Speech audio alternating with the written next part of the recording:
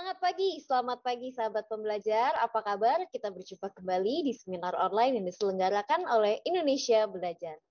Indonesia Belajar adalah sebuah media untuk belajar yang berisi motivasi, inspirasi, dan pengetahuan tentunya dari para narasumber terbaik di Indonesia ya. Hadir dalam platform mobile aplikasi yang sahabat pembelajar bisa langsung download di Google Play Store maupun di Apple App Store. Dan Anda juga bisa klik di website kita di indonesiabelajar.id. Bagi Anda yang memiliki Instagram, Anda boleh juga untuk melakukan follow pada Instagram kami di indonesia_belajar.id. Dan jangan lupa juga untuk melakukan follow pada Instagramnya Pak Halim @halimciang. Dan bagi Anda yang memiliki Facebook, Anda boleh juga untuk melakukan like pada Facebook fanpage kami di indonesiabelajar.id. Dan sahabat pembelajar, kita telah membuat sebuah grup WA di mana sahabat pembelajar bisa masuk ke dalam grup WA tersebut karena akan ada beberapa informasi di dalam WA tersebut itu.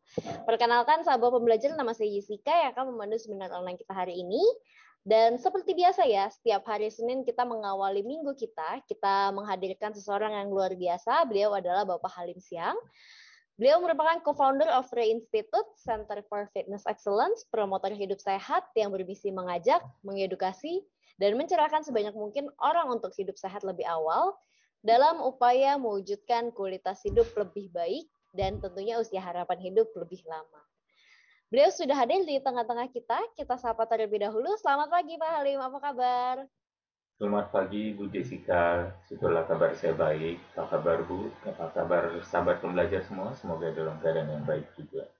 Luar biasa, semoga tetap sehat selalu ya Pak dan bahagia selalu. Dan Pak Halim dan juga sahabat pembelajar, tema seminar online kita hari ini adalah temuan ilmiah baru tentang kebugaran dan kesembuhan. Oke, jadi memang orang sehat juga bisa tertular dan parah. Jangan jumawa, jangan sombong. Tuh lihat dia, misalnya orang terkenal. Yang pola hidupnya sehat saja, nyaris meninggal. Pola hidup sehatmu tidak menjamin. Nah, itu ada kutipannya ya. Jadi memang benarkah pemahaman dan disiplin hidup sehat itu sia-sia? Hari ini kita akan bahas bersama-sama dengan Pak Halim. Jadi Anda yang ingin bertanya, anda boleh langsung tulis saja pertanyaannya di chat room atau boleh melakukan raise hand untuk langsung berbicara dengan Pak Halim. Dan tanpa berlama-lama lagi, Pak Halim dan juga sahabat pembelajar, bagaimana nih Pak Halim penjelasan mengenai temuan ilmiah baru tentang kebugaran dan kesembuhan. Silakan Pak Halim. Baik Bu Jessica, terima kasih. Seperti biasa, saya akan izin untuk share screen karena ini saya please bear with me hari ini ya karena ada beberapa slide yang cukup banyak untuk saya presentasikan.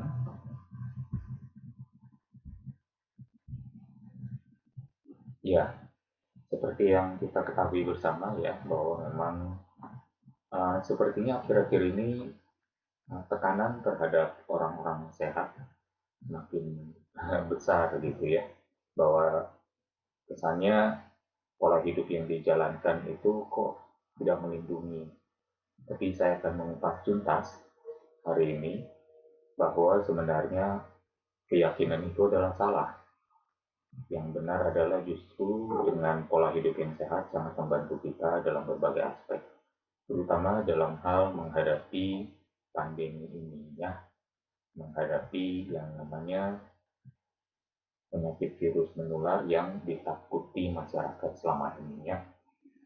Kalau misalnya ada seseorang memilih untuk berani, untuk tidak takut, itu adalah pilihan masing-masing dan tentunya harus ada backupnya, harus ada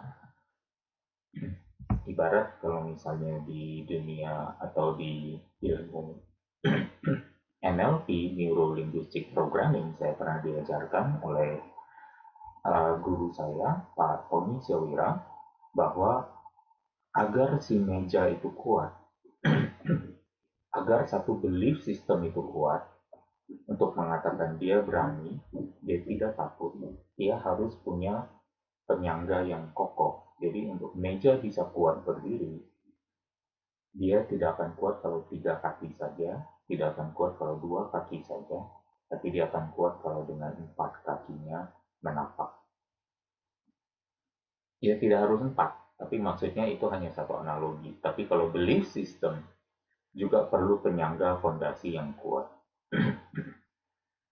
Nah, mungkin melalui pengalaman si public figure tersebut, ya seorang terkenal tersebut, uh, keyakinannya runtuh.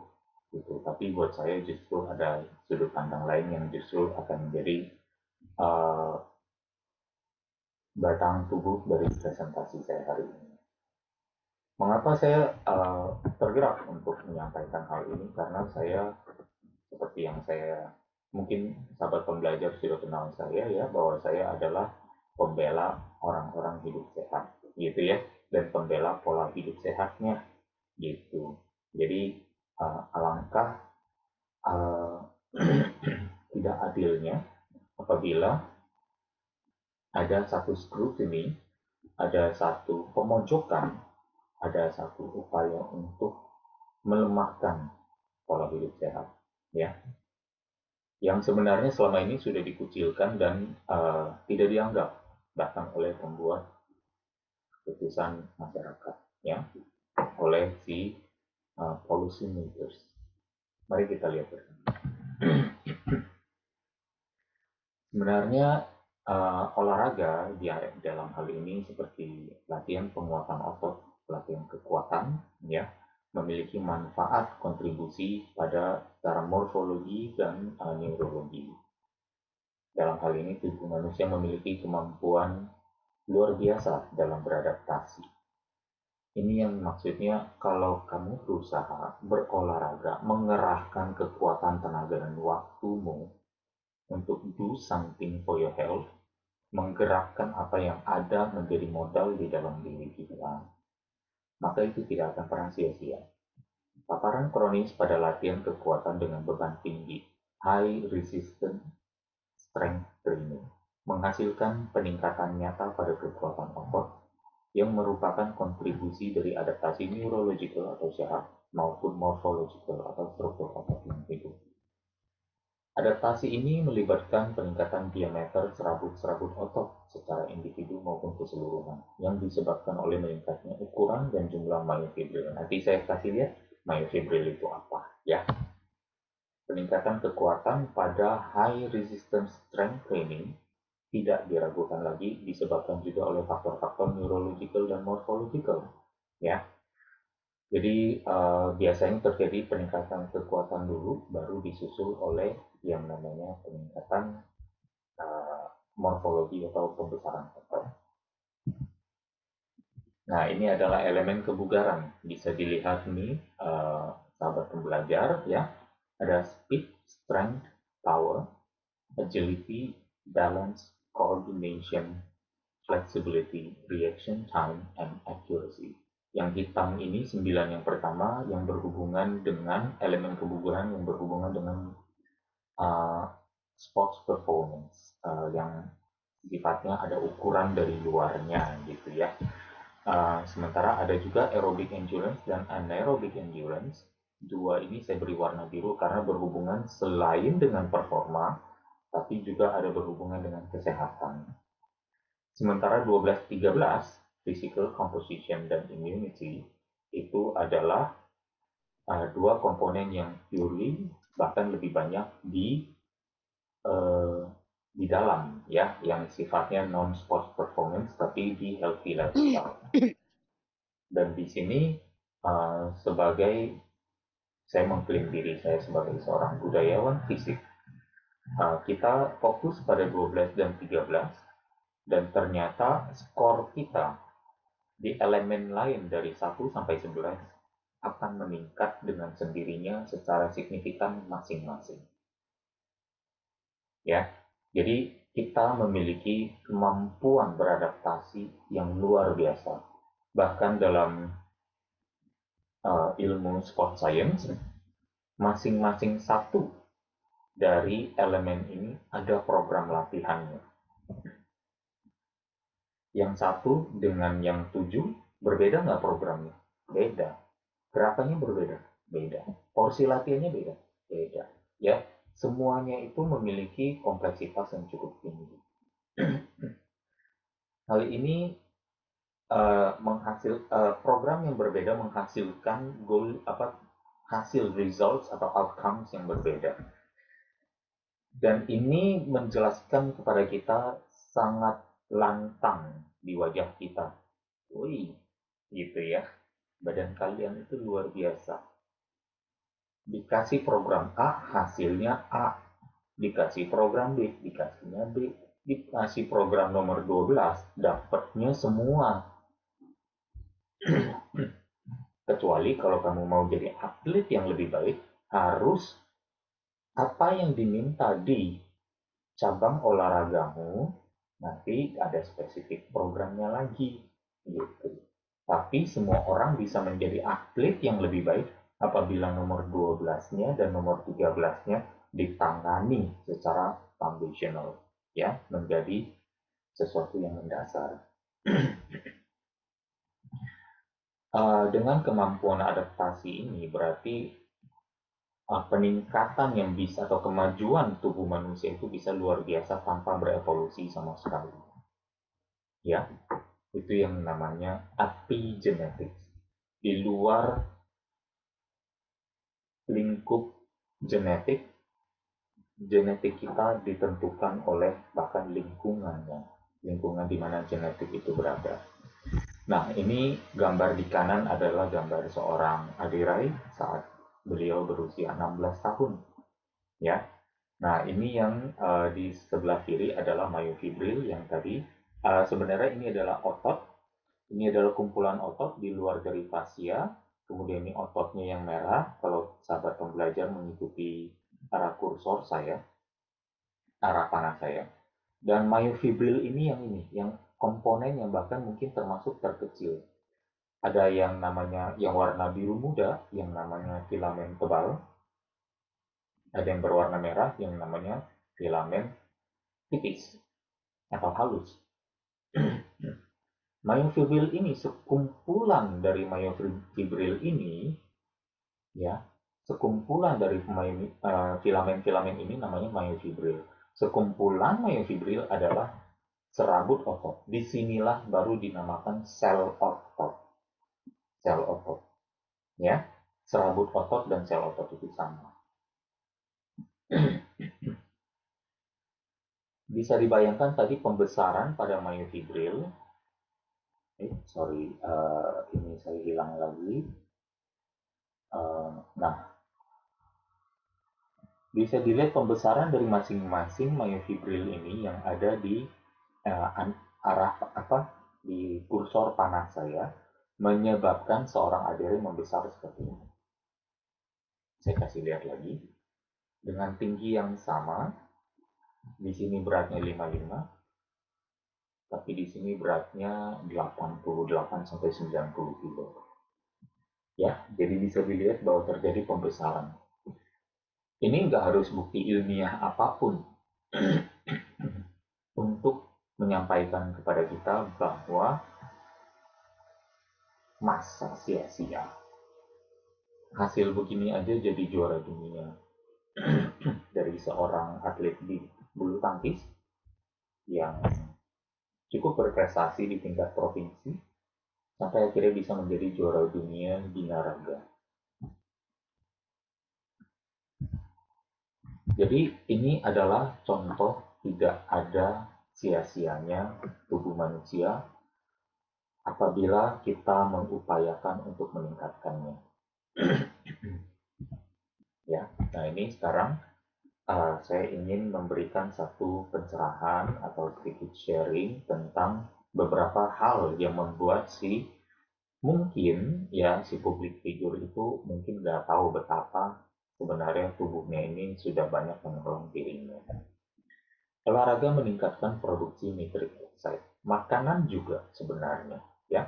Nitric oxide menekan pembanyakan atau dalam bahasa saintifiknya proliferasi. Pembanyakan SARS-CoV. SARS-CoV 1 atau 2? Yang ini satu. Studinya tahun 2005, ya. Tapi yang ini tahun 2020 saya tampilkan dulu, ya. Mungkin saya salah menaruh slide, tapi mohon di ini dulu aja. Ya, bahwa di sini olahraga terlihat combined ya. Di sini studinya di tahun 2020 di Jepang ya, 27 peserta sehat usia parubaya.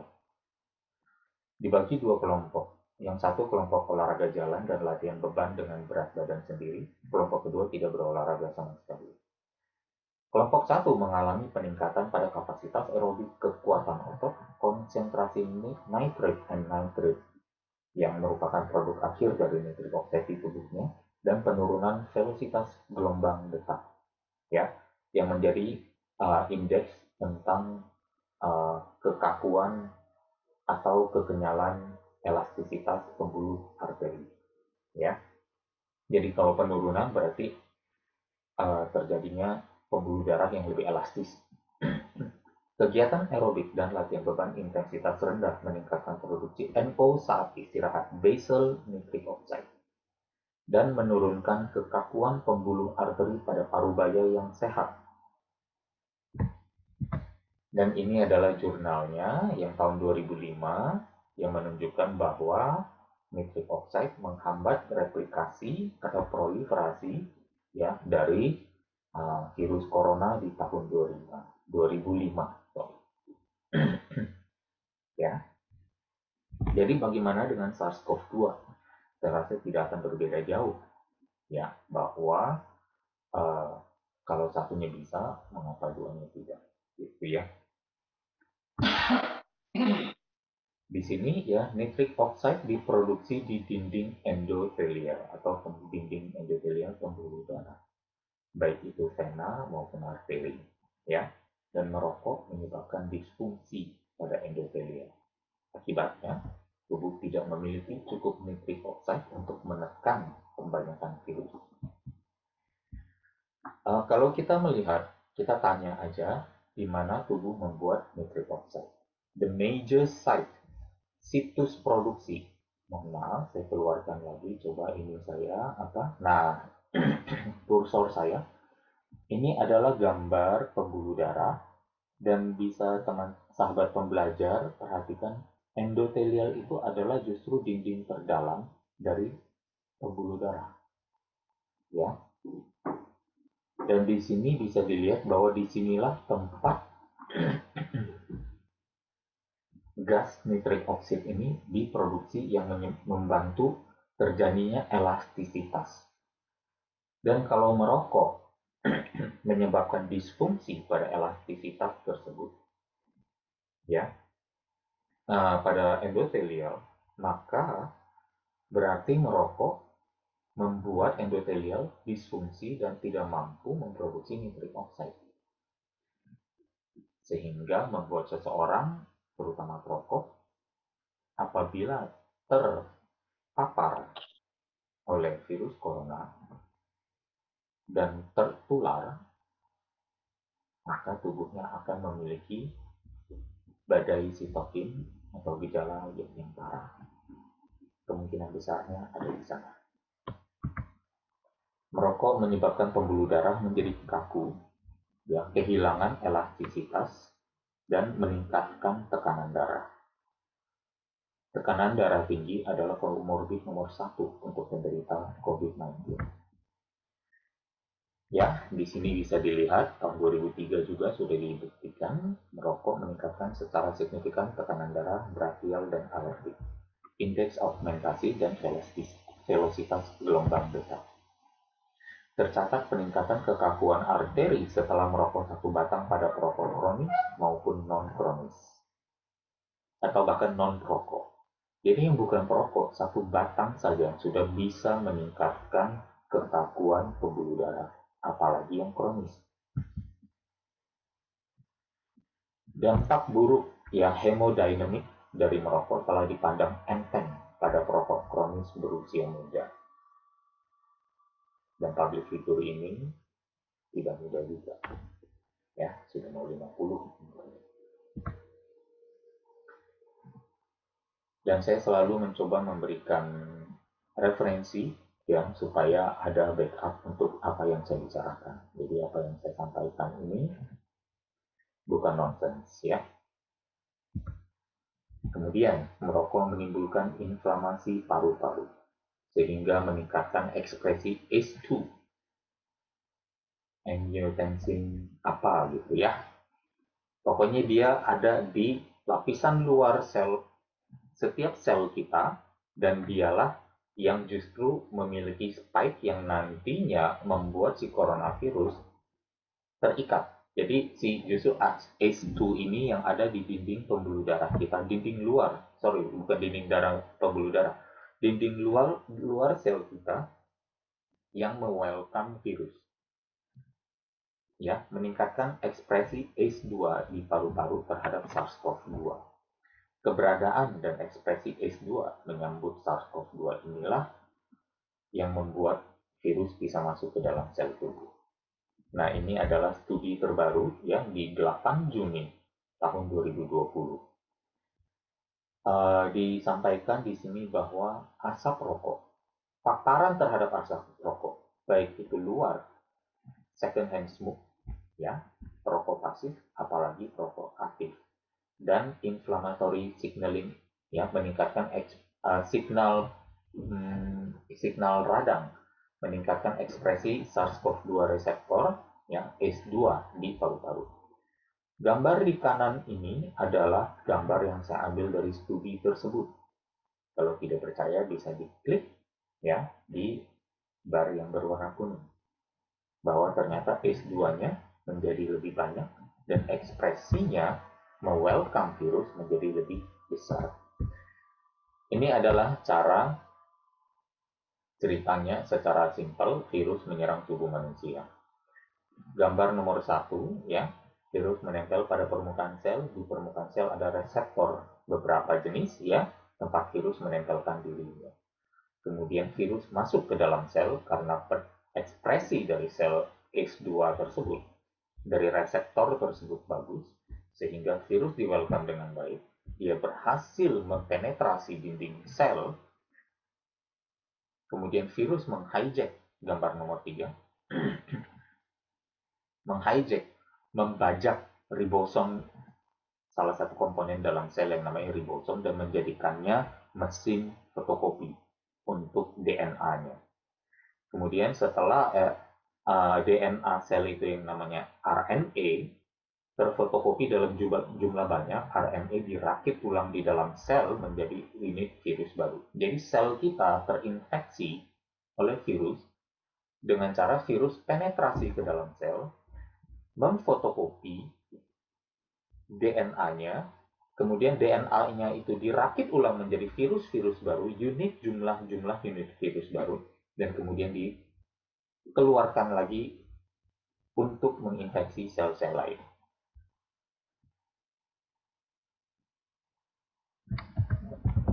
Dan merokok meningkatkan ekspresi dari ACE2, salah satu reseptor virus. Paham ya? Jadi intinya, berpola hidup sehat tidak melibatkan kebiasaan-kebiasaan yang merugikan kesehatan. Alih-alih menggunakan satu kasus yang dialami orang kekar untuk memojokkan para budayawan fisik alami atau pola hidupnya, lebih baik, lebih tepat, lebih benar menyimpulkan berikut ini. Kalau tidak ada elemen kebiasaan sehat dalam hidupnya, hidup orang tersebut, mungkin sekarang orang itu tidak bertahan hidup dan tidak hidup untuk menceritakan kisahnya. Jadi jangan terbalik dan jangan dibalik dengan sengaja mengatakan hidup sehat saya sudah hidup sehat, kenapa saya tidak terlindungi? Agak jujur dikit aja, ceritakan juga dong kebiasaan-kebiasaan yang kurang sehatnya. Ya. Nah, ini ada beberapa studi baru yang menguatkan hati tentang kebugaran dan kesembuhan. Pernah tertular dan sembuh atau menjadi penyintas memiliki imunitas lebih kuat, lebih lama melawan varian Delta daripada vaksin 2 dosis. Artinya apa? Pendapat ahli tentang turunnya komponen kekebalan atau antibodi setelah sembuh tidak memiliki dasar kuat.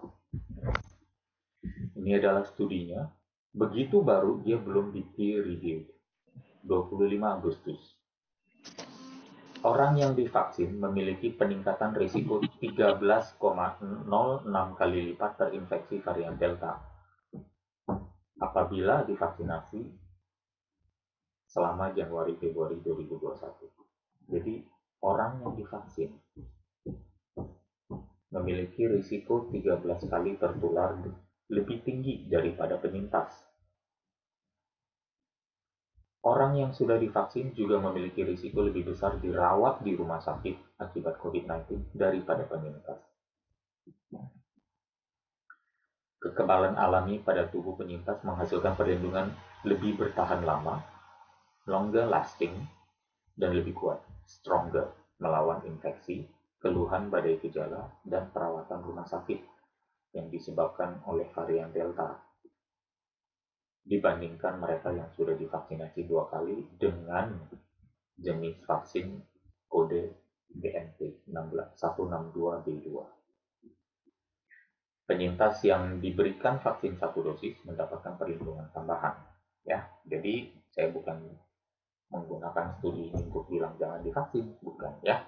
Tapi kalau kalian memilih untuk divaksin, ada teman-teman kita yang menjadi penyintas dan memilih untuk divaksin, mungkin ini bisa menjadi referensi untuk mungkin 1 kali aja, atau bahkan mungkin mengatakan nggak apa-apa saya memilih untuk tidak, karena ternyata saya memiliki perlindungan yang bertahan lebih lama, gitu ya.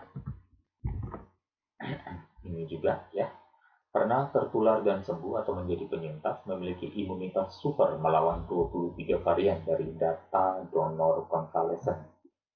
Artinya, sekali lagi, ya pendapat ahli tentang turunnya komponen kekebalan tubuh setelah sembuh tidak memiliki dasar kuat.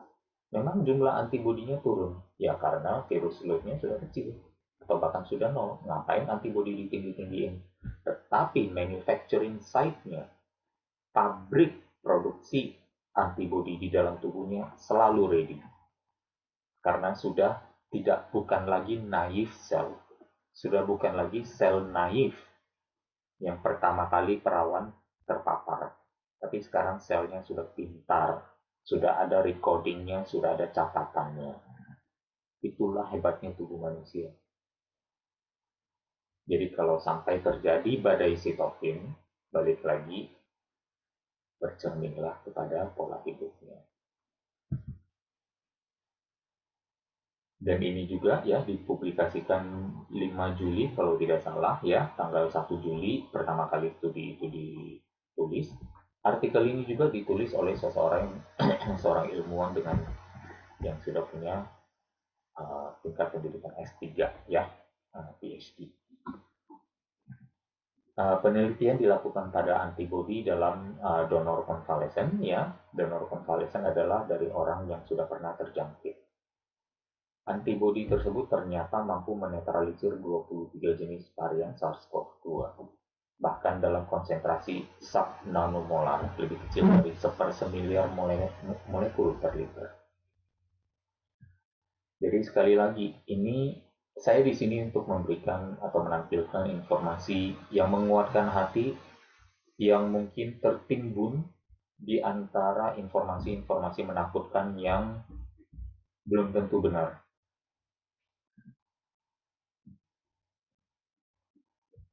Sedih ya, menyedihkan bahwa informasi ini tertimbun dan kalau tidak kita cari, dia tidak ada. Dan hanya karena tidak kita cari, kita menganggapnya tidak ada. Dan hanya karena ada berita diberitakan terus-menerus dengan kata menurut para ahli yang gak jelas dari mana, dan akhirnya kita termakan dalam uh, ketakutan. Itu saya rasa adalah sekarang sebenarnya tanggung jawab kita juga untuk mencari informasi yang tepat.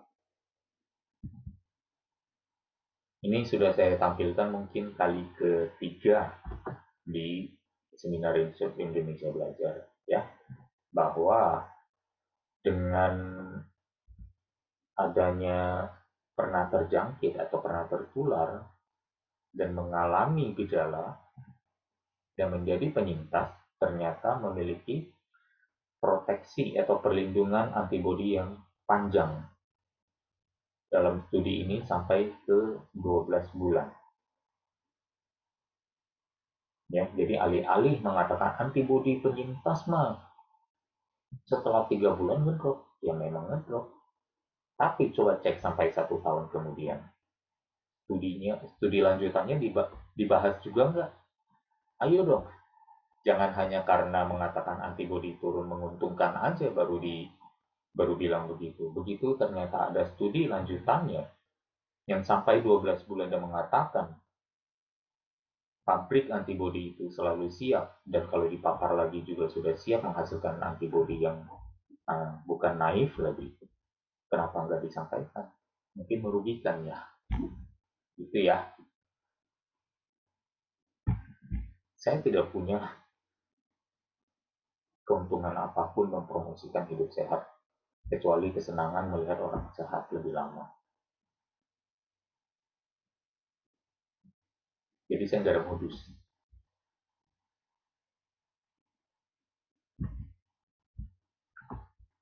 Merokok, lingkar perut tinggi, tekanan darah tinggi, lemak darah tinggi menghasilkan konsentrasi antibodi lebih rendah sesudah divaksin.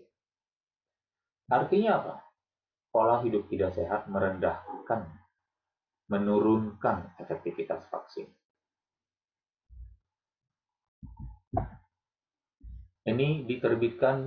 Studi ini diterbitkan bulan Mei 2021. Ya, central obesity, smoking habit, and hypertension are associated with lower antibody titers in response to COVID-19 mRNA vaccine. Ya, jadi diperhatikan di sini bahwa vaksin itu bukan penyelamat kalau kamu tidak menyelamatkan dirimu sendiri. Tapi orang-orang yang justru memiliki central obesity atau smoking habit dan hypertension inilah yang justru menuding orang-orang yang sehat. Kamu sih yang mau divaksin. Kamu jangan sombong dan jumawa. Lihat tuh si public figure yang demikian kekar tinggi besar aja dia hampir mati. Ironis bahwa hari ini kuliah tentang satu ya, sehat disalahartikan. Sebenarnya orang-orang mengartikan selamat, tapi diartikan sebagai sehat. Kemudian orang-orang yang justru lalai dalam pola hidup sehat dan berkutat di pola hidup yang kurang sehat. Hari ini memberikan kuliah sehat, padahal sebenarnya kuliah soal keselamatan. Ya, dan merasa bahwa kalau terpapar, tertular itu pasti mati. Padahal 97% orang yang tertular selamat, sembuh, dan terus hidup. Ya, bisa dilihat betapa jauhnya kita dari kesehatan, cara pandang sehat, apabila kita tidak constantly educate ourselves, plus constantly, daily, living a healthy lifestyle. Orang yang aktif berolahraga menikmati efektivitas vaksinasi yang lebih optimal dan lebih tinggi lagi. Artinya apa? Pola hidup sehat meningkatkan efektivitas vaksin. Mau vaksin menyelamatkanmu? Hidup lebih sehat. Miliki modal hidup sehat supaya vaksin ini bisa membuatmu, kamu bisa menikmati manfaat vaksin lebih utama. Ini tahun 2015. Kembali lagi, elderly men, pria-pria tua dengan olahraga moderat dan intens, ya, memiliki respon vaksin influenza dengan antibodi yang lebih kuat dan bertahan lama, menghasilkan persentase lebih tinggi jumlah orang-orang yang memiliki seroprotection. Sero maksudnya ya, serologi, serum antibodi. Paham ya? Bahwa pola hidup sehat merupakan bekal kita yang terdekat kalau kita jalankan sehari-hari, tahun demi tahun. Menjadi sahabat terdekat kita, bekal kita, senjata utama kita dalam menghadapi virus maupun menerima vaksin. Dalam menghadapi bahayanya virus maupun menerima manfaat vaksin. Modalnya adalah pola hidup sehat. Jadi jangan salah pandang. Bertanya, saya sudah pola hidup sehat, tapi kenapa saya masih dibantai? Salah pandang sulit. Ya. Hanya karena seseorang mengenakan jubah tubuh kekar, belum tentu pola hidupnya benar-benar sama sehatnya dengan orang-orang yang serupa dengannya atau berkebiasaan serupa. Hanya karena seseorang menyebut gaya hidupnya sehat, belum tentu orang tersebut tidak memiliki pola hidup tak sehat kronis yang dijalankan selama belasan bahkan puluhan tahun. Alih-alih mengeluarkan pernyataan mengapa masih parah walau sudah hidup sehat, lebih baik ia mensyukuri betapa beberapa kebiasaan sehatnya yang menyelamatkannya dari masalah badai saat tertular, sambil mengakui sejujurnya apa saja gaya hidupnya yang lain yang membuat kondisinya parah. Karena adalah sebuah bahaya ketidakadilan yang bisa lahir di tengah-tengah masyarakat apabila sampai tercetus keyakinan pola hidup sehat tidak bisa menolong. Orang-orang yang selama ini sudah menjalankan pola hidup sehat dengan tulus, yang menjadi pahlawan kesehatan, mitra pemerintah, gotong royong agar semua tertolong, malah dikucilkan sebagai biang kerok tidak berakhirnya pandemi. Padahal sudah tak terbantahkan dalam temuan ilmiah bahwa yang membebani pemerintah dengan masalah pembiayaan kesakitan adalah penyebab lahir dan terusnya pandemi ini, serta kurang efektifnya vaksinasi. Sehat dan bugar ada di tangan kita sendiri, menjadi tanggung jawab kita masing-masing. Bukan tanggung jawab orang lain, bukan tanggung jawab institusi tertentu. Jadilah sehat dan bugar secara mandiri dan alami. Inilah satu-satunya perlindungan terbaik yang kita swadayakan. Dari diri sendiri, oleh diri sendiri, untuk diri sendiri. Mereka yang memegang teguh pandangan ini tidak akan menyalahkan orang lain sebagai pembawa mara bahaya. Terima kasih untuk perhatiannya dan terima kasih sudah mendengar curhat saya yang agresif dan mohon maaf apabila ada yang kurang berkenan. Saya kembalikan ke Bu Jessica. Terima kasih. Luar biasa sekali, terima kasih Pak Halim. Ini sangat amat mencerahkan ya, dan semoga ini menjadi suatu kesadaran bagi semua sahabat pembelajar bahwa memang pola hidup sehat itu penting ya. Jadi bagi sahabat pembelajar yang ingin bertanya, Anda boleh langsung tulis saja pertanyaannya di chat room, nanti kita akan bacakan, karena ini kita sudah akan masuk ke sesi tanya jawab. Dan saya akan info bagi sahabat pembelajar apabila ingin melakukan share pada materi kita hari ini, itu nanti kita akan masukkan ke YouTube ya Pak Halim. Jadi apabila sahabat pembelajar ingin share bisa dari YouTube-nya Indonesia Belajar. Dan jangan lupa juga untuk masuk ke dalam WA group kita, karena nanti materi Pak Halim hari ini slide-nya akan dikirimkan ke sana. Oke. Pak Halim, jadi apakah dapat disimpulkan bahwa walaupun memang kita itu sudah pola hidup sehat, maksudnya itu adalah berolahraga dan makan makanan yang sehat, itu kalau kita tetap merokok karena kebiasaan, itu berarti salah dan apakah dapat dibilang percuma? Ya, justru selama ini kan kalau memiliki kebiasaan merokok, ya kita justru harus melihat bahwa orang yang berpola hidup sehat bahkan bisa kena kanker juga kan kalau dia merokok bertahun-tahun gitu loh. Sudah bersyukur dia di saat misalnya saat ini tertular, tapi masih bisa sembuh gitu terhadap varian yang dikatakan lebih berbahaya dengan badai sitokin yang lebih uh, besar. Ya sebenarnya menjadi satu hikmah kan bahwa sebenarnya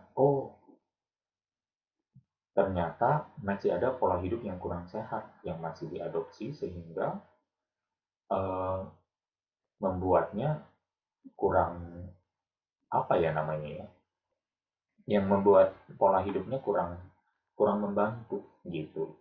Tapi nggak pernah bisa menyalahkan pola hidupnya untuk uh, seolah-olah dirinya sudah sempurna dalam menjalankan pola hidup sehat. Saya saja belum sempurna gitu ya.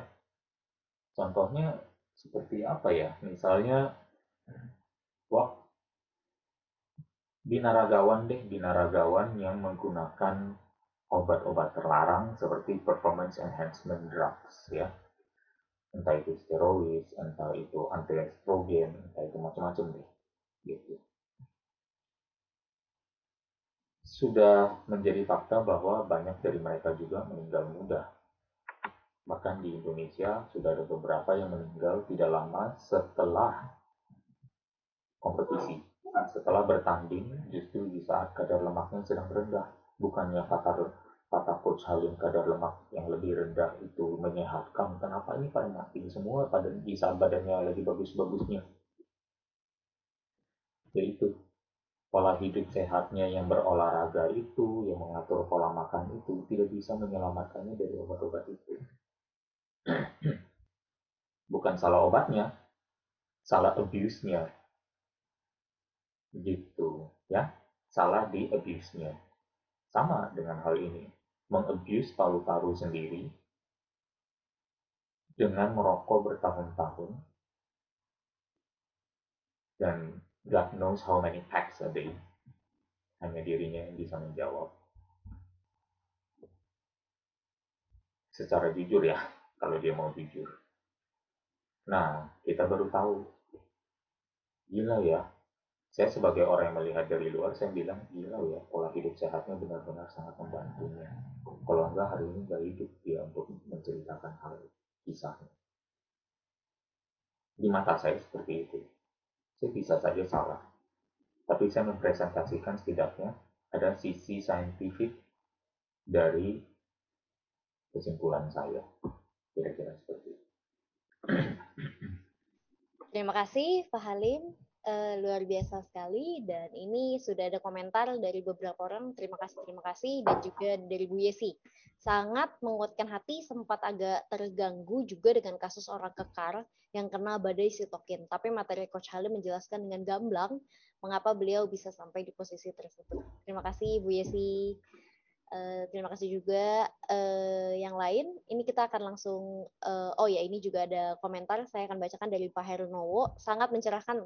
Selama ini banyak opini kalau orang yang merokok itu bisa kebal sama corona karena kandung tembakau, nikotin, dan lain-lain. Ternyata salah tanggapan tersebut. Terima kasih banyak. Terima kasih juga Pak Herunowo Kristanto. Ini ada dari Pak Handi. Selamat pagi Bu Jessica dan Coach Halim. Apa yang disampaikan di podcast salah satu public figure tidak sepenuhnya benar. Saya sudah vaksin plus olahraga rutin 6 kali seminggu. Saya bukan perokok, saya penyintas COVID, di mana saya terkena COVID varian Delta Juli kemarin. Yang saya alami sakit COVID hanya seminggu saya sakit, di mana batuk tidak batuk rejang, dan hanya demam. Hilang penciuman dan indera perasa hanya 3 hari. Di situ saya mengambil kesimpulan olahraga dan bergaya hidup sehat itu sangat membantu, bukan malah kecewa seperti apa yang disampaikan salah satu PF tersebut ya, dari public figure.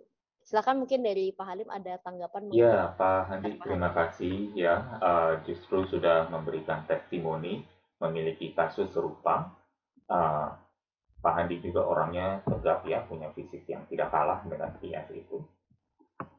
Justru ini menjadi satu testimoni bahwa sebenarnya yang membedakan di sini kan adalah Pak Handi tidak merokok, sehingga dan memiliki pola hidup yang saya yakin relatif jauh lebih sehat, sehingga mengalami kondisi gejalanya itu tidak parah dan sangat singkat, gitu ya. Dan ini membuktikan apa yang Pak Handi lalui, membuktikan sepenuhnya semua slide saya di sini. Gitu. Jadi selamat Pak Handi, terima kasih sudah memberikan kontribusi besar melalui testimoni ini. Terima kasih Pak Halim, terima kasih juga Pak Handi. Dan ini kita akan lanjut ya Pak Halim ke pertanyaan dari Ibu Fitra. Selamat pagi Pak Halim, izin bertanya, seberapa cepat kita kehilangan kebugaran bila tidak berolahraga Pak? Terima kasih. Uh, Katanya di training ya, di training itu bisa terjadi secepat 6 hari. Tapi saya tidak akan bilang bahwa sebenarnya, oh cepat banget sia-sianya. Enggak. Saya yakin semakin lama kita menjalankan, semakin besar tabungan kita. Kan terbalik lagi, tergantung tabungan kita, jumlah saldo kita terhadap melawan hal-hal yang menguras saldo. Kalau hal-hal penguras saldo itu misalnya seperti penyakit menular, ya kita harus melihat yang sifatnya akut dan drastis atau yang sifatnya menahun dan low level kronik gitu, inflammation. Jadi sangat tergantung ya. Tapi kalau misalnya kita bilang saya nggak akan melihat ke sisi sana untuk mengatakan aduh kalau cuma 6 hari, kalau cuma 3 bulan, padahal saya olahraga udah 13 tahun, udah 15 tahun, 3 bulan langsung kembali lagi. Jadi apa gunanya dong kalau mau mengeluhkan itu, keluhkan ke Tuhan yang memberikan sistem ini. Ya, jadi jalankan aja, miliki, ambil kesempatan untuk hidup sehat, tidak perlu bertanya. Ibarat saya kalau udah kerja, udah kerja nih, kalau saya berhenti bekerja, berapa lama sampai saya jatuh miskin dan bangkrut? Ada nggak pertanyaan seperti itu kita tanyakan? Ini tergantung pola hidup. Kalau memang sudah menabung banyak, punya 3 miliar, terus ternyata pola hidupnya sebulan cuma 5 juta, ya bisa hidup seumur hidup tanpa harus takut bangkrut dan bisa berhenti kerja hari ini. Lah, tapi kalau hari ini punya utang 33 miliar, terus nggak ada penghasilan, mau berhenti bekerja, dan kemudian masih biaya hidup sehari-hari setiap bulannya masih bisa 10 juta, 15 juta, 20 juta, ya semakin bangkrut gitu. Jadi harus dilihat dari sisi mana gitu. Tapi saya bukan tipe orang yang waktu memulai pola hidup sehat saya dan berusaha memperbaikinya hari demi hari, meskipun masih jauh dari sempurna, saya tidak pernah mau menanyakan saya kalau berhenti bisa bertahan berapa lama ya keuntungan yang sudah saya kumpul. Ya, ngapain juga berhenti? Coba, untuk apa berhenti? Mindset berhenti itu datang dari mana? Ya, jadi akhirnya kita harus menanyakan hal seperti itu. Semoga uh, masuk akal penjelasannya. Terima kasih Pak Halim, Bu Fitra, semoga terjawab ya. Tapi mungkin saya tambahkan ya Pak Halim, kalau misalkan memang sehari kita tidak berolahraga atau karena sakit atau apa, mungkin keesokan harinya kita bisa lanjut lagi ya Pak ya. Mungkin tidak seberat biasanya, tapi mungkin bisa dicoba seperti itu ya Pak Halim ya maksudnya. Ya, pada dasarnya kalau misalnya orang kan balik lagi listen to the body, di tubuh kita juga ada hari-hari lelahnya, letihnya, uh, kurang enak badannya. Ya listen to the body, ya. Terus coba perbaiki apa yang membuat, coba cek lagi evaluasi apa yang membuat mungkin kesehatan saya, kelelahan, keletihan saya eksesif. Perbaiki coba di sana, ya. Semoga terjawab. Terima kasih Pak Halim, Bu Fitra, semoga terjawab. Ini ada komentar dari Ibu Naomi, menguatkan sekali. Memang saya juga merasakan sulitnya menularkan pola hidup sehat pada orang sekitar. Kiranya usaha Pak Halim dan tim bisa menyadarkan masyarakat untuk menerapkan pola hidup sehat. Terima kasih Bu Naomi. Terima kasih. Dan ini ada dari Pak Daniel. Ko Halim izin tanya, kalau masyarakat tidak mau vaksin karena merasa imunnya itu cukup kuat, itu apakah jumawa?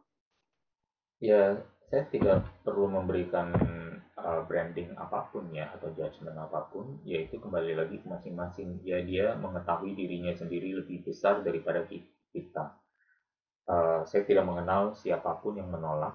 Ya, misalnya kalau ada yang menolak, saya nggak tahu pola hidupnya seperti apa.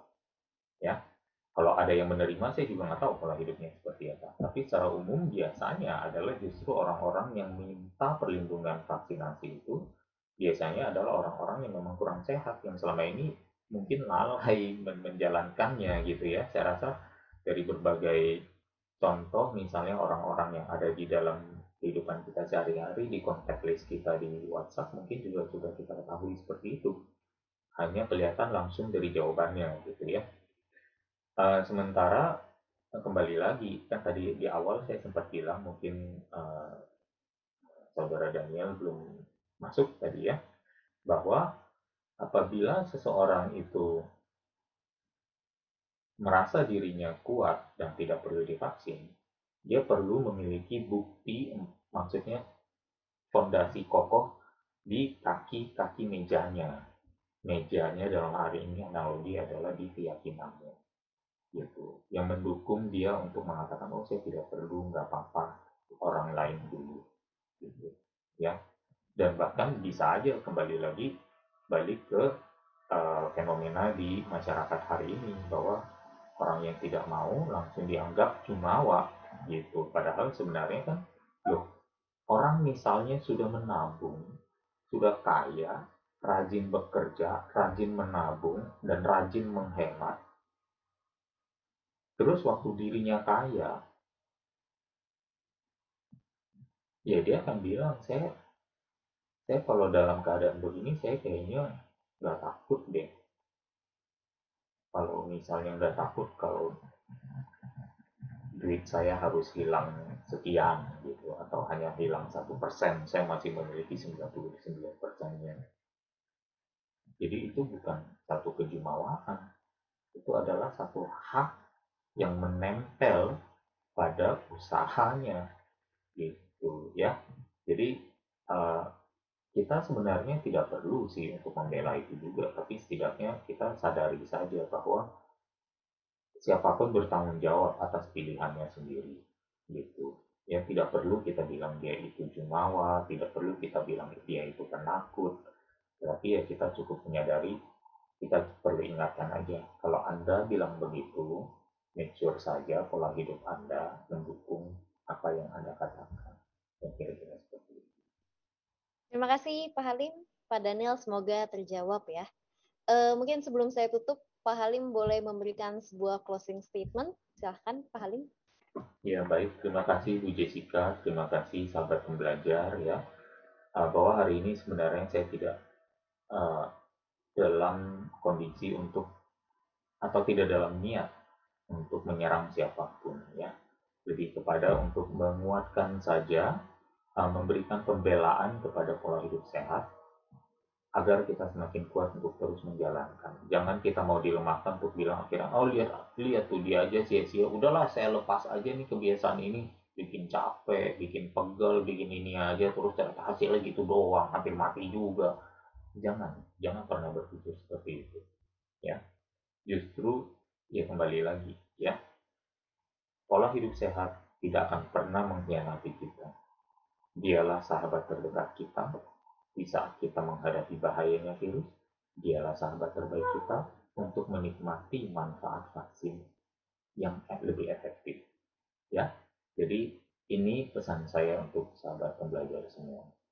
Uh, buat keputusan dan konsekuen terhadap keputusan tersebut dengan membasiskannya pada keyakinan bukti-bukti yang kuat gitu, baik itu bukti empiris, bukti saintifik ya, ataupun bahkan bukti anekdotal dalam pengalaman sehari-hari, karena banyak sekali apa yang kita alami, apa yang menjadi bukti di pengalaman sehari-hari, sains baru menyusul kemudian.